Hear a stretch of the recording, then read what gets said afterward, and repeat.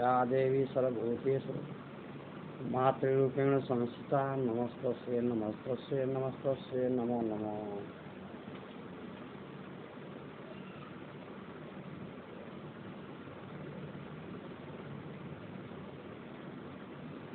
मैं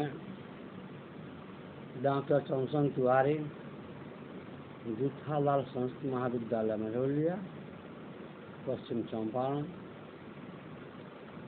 आज के दिन ऑनलाइन क्लास के माध्यम से मैं पुनः शास्त्रीय प्रतिष्ठा द्वितीय खंड साहित्य के छात्रों को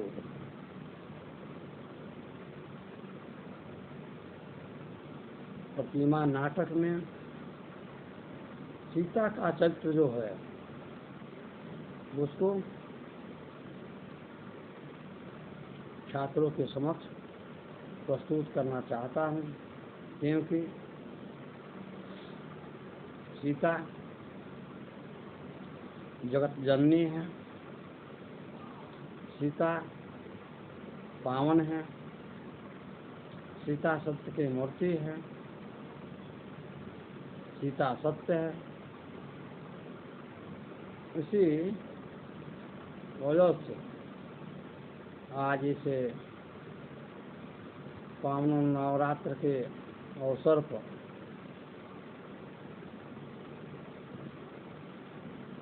भाष्यकृत तो प्रतिमा नाटक है, जिस पर हम लोगों ने विगत कई दिनों से चर्चा कर चुके हैं। भास का समय, भास का जन्म स्थान, भास की नाटकों की विशेषता, भास द्वारा रचित नाटक, भास द्वारा रचित नाटक कुछ रामायण पर आधारित है, कुछ महाभारत पर आधारित है और कुछ कृष्ण के बाल लीलाओं पर आधारित है। जैसा कि पिछले दिन हम लोगों ने प्रतिमा नाटक की विषय वस्तु को देखा था, कल प्रतिमा नाटक के आधार पर राम का चरित्र चित्रण किया गया था और आज पुनः मैं भाष्यकृत प्रतिमा नाटक में जो जगत जननी माँ जगदम्बे सीता का जो चरित्र किया गया है उसी को भाष्य के माध्यम से मैं प्रस्तुत करना चाहता हूँ, क्योंकि हम जानते हैं कि प्रतिमा नाटक में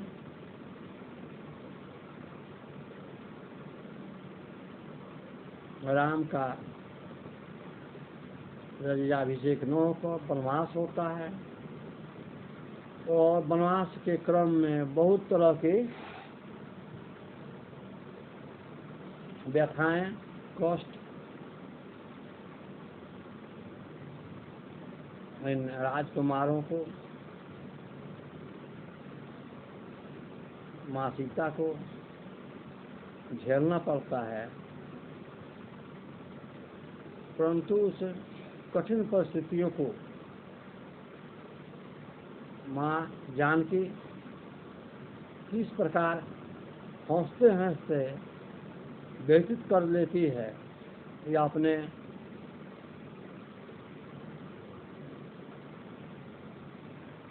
वनवास के काल में अपने जीवन को कैसे सत्य के माध्यम से जो एक छाप हमारे भारतीय संस्कृति की तरफ से भारतीय नारों को जो अर्थात चाहे किसी भी वर्ग के भारतीय नारी हो, भारतीय नारियों के लिए जो जगत जननी जानकी अर्थात सीता ने जो अपना चरित्र प्रस्तुत किया है वो सदैव आदरणीय और हृदयग्राही है। आज सीता के तरह प्रत्येक घर में लोग आचरण करने लगे तो फिर इसे 21वीं शताब्दी के सारे भेदभाव क्लेश स्वतः समाप्त हो जाए। सीता एक चरित्र है, सीता एक मेरुदंड है, सीता एक सामाजिक बंधन है जो हमारे समाज में रहने वाली स्त्रियों के लिए ग्राह्य है।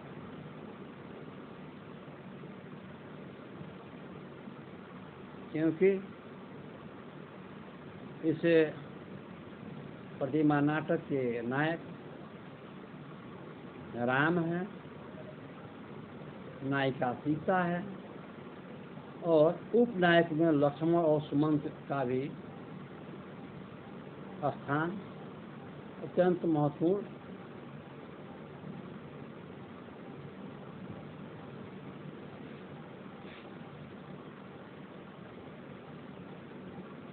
क्योंकि यह सीता जो है नाम से ही, अपने कर्म से भी और व्यवहारोचित व्यवहारों से पूर्णतः शीतलता प्रदान करने वाली सीता है। इससे नाटक की सबसे बड़ी उपलब्धि सीता के लिए यह होगी कि सीता ने राम के वन गमन के समय अपने को स्वयं आधी आत्मा स्वीकार की है और कहती हैं कि हे राम,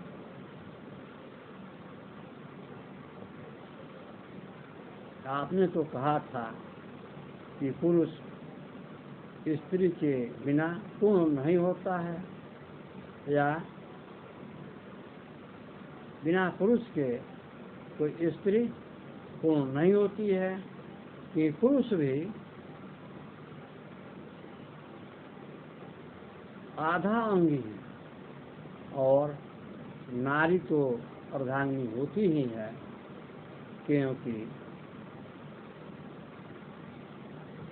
हम जानते हैं कि हमारी भारतीय संस्कृति की विशेषताएं हैं। कभी शिव नारी का रूप धरते हैं, कभी स्वयं विष्णु विश्वमोहिनी बनते हैं। इस प्रकार यदि सीता शक्ति है तो राम पूर्ण मानव है एवं यदि राम पूर्ण पुरुष है तो सीता उनकी शक्ति रूपा अर्धांगिनी है। इस प्रकार हम देखते हैं कि नाटककार भास ने इस छोटी सी प्रतिमा को लेकर जो राम सीता सुमंत का चित्रों जो चित्रित किए हैं वो अत्यंत ही मनोहर और हृदयग्राह्य है।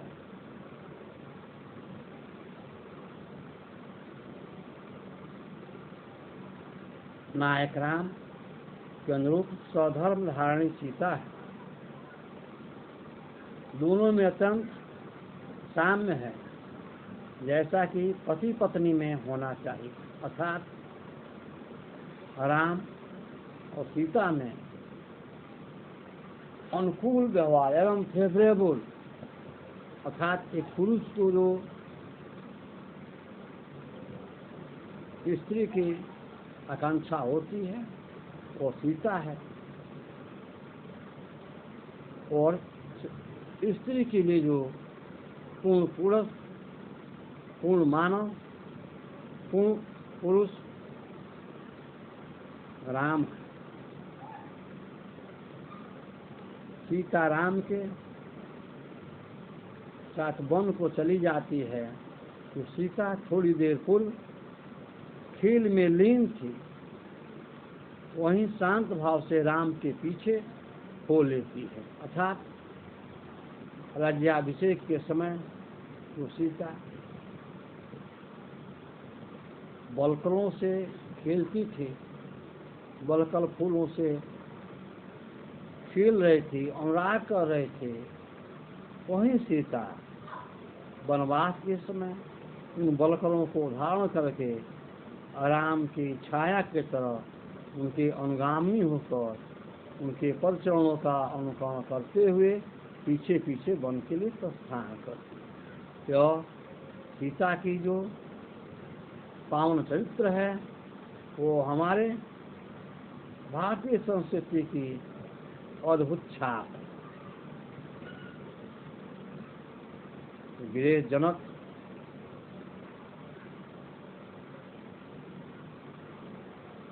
भारतीय संस्कृति से ओतप्रोत है,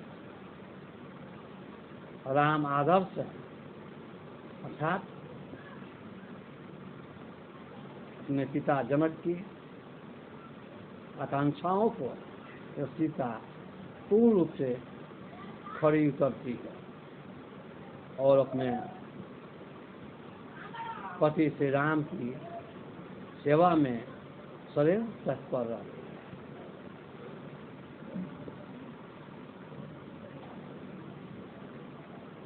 सीता में स्थिरता सुलभ करुणा है और लक्ष्मण के विषाद से करुणार्घ होकर राम से लक्ष्मण को वन ले चलने की प्रार्थना करती है। राम से लक्ष्मण को वन ले जाने की प्रार्थना करती है एवं भरत राम से अपने को अधिकार की प्रार्थना करता है। दया से युक्त सीता ही राम से भरत को लौटते समय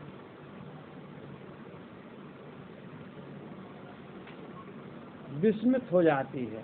राम उसे समझाते हैं। आगे सीता कठोर तपस्विनी के रूप में घड़ा लेकर पौधों को सींचती हुई दिखाई पड़ती है, क्योंकि सीता जंगल में निवास कर रही है। वो अपने समय को पति की सेवा के अतिरिक्त उस प्राकृतिक वृक्ष पौधों आदि को सींचने में भी अपने समय को व्यतीत कर रही है। वो सीता वो एक राजकुमारी है, एक राजा की पत्नी है। वहीं सीता वनों में अपने हाथों में घड़ा लेकर वृक्षों को पौधों को जलों से सींचती रहती है, क्योंकि उसके अंतरात्मा में प्राकृतिक प्रेम है। दूसरों की सेवा करने की भावना है। ये हमारी भारतीय संस्कृति। इस प्रकार हम देखते हैं कि भास रचित नाटक प्रतिमा में सीता पूर्ण रूप से भारतीय संस्कृति को संजोए हुए अन्य नारियों के लिए एक उदाहरण प्रस्तुत करती है। आज हम कह सकते हैं कि यदि भारतीय नारियां सीता के चरित्रों का अनुकरण करें तो वह घर, वह गांव, वह राज्य स्वयं खुशहाल और धन धान पूर्ण सुखद हो जाएगा।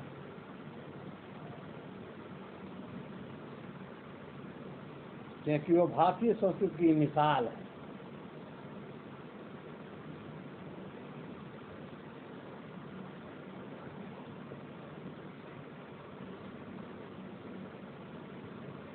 वन जीव, हरिण, वृक्ष आदि सभी उसके सहेली के समकक्ष है। सीताराम की सच्चे अर्थ में अर्धांगिनी है। सीता के बिना राम अपूर्ण है और राम के बिना सीता भी अपूर्ण है। मतलब हम कह सकते हैं कि इस प्रतिमा नाटक में नाटककार ने जो सीता के चरित्र को चित्रित किया है और भारतीय संस्कृति के लिए ही पथ प्रदर्शक के रूप में वर्णित किया है। ठीक इसी प्रकार नाटक में लक्ष्मण का भी चरित्र किया गया है, वह भी प्रशंसनीय है।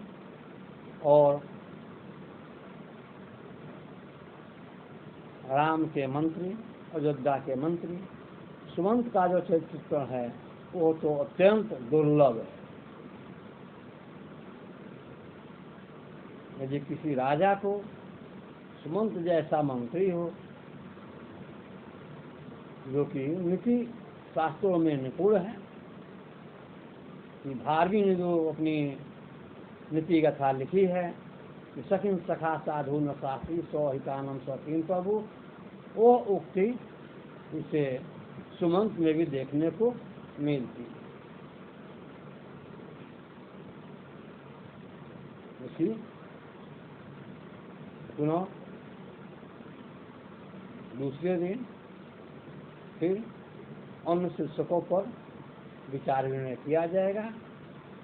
जयतु संस्कृतम, जयतु भारत।